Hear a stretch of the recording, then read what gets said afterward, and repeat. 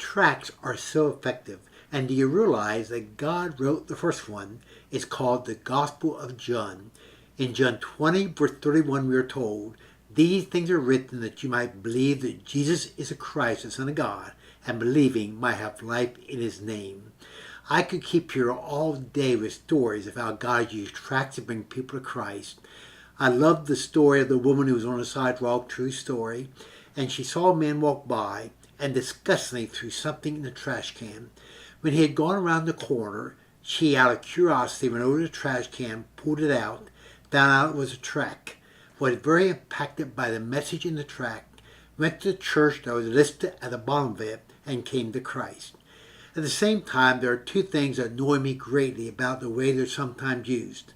First of all, when a tract is used, that does not make the gospel clear. I've even seen tracts that say, if you want to come to God, give your life to Christ. Salvation is not you giving God your life, it's he giving you his. Secondly, the thing that disturbs me is when they're thrown at people. I've seen people literally just throw them at people saying, "Here, read this."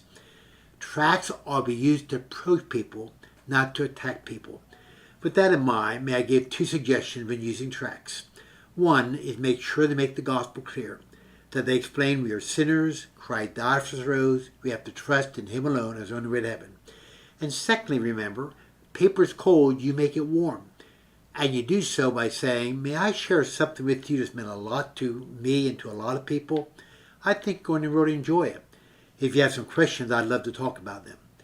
Remember those two things. Make sure to make the gospel clear. And remember, you can make that tract warm by sharing a kind word as you give to someone. I could summarize everything I say in a few words. And that is, tracts are effective, but use them properly.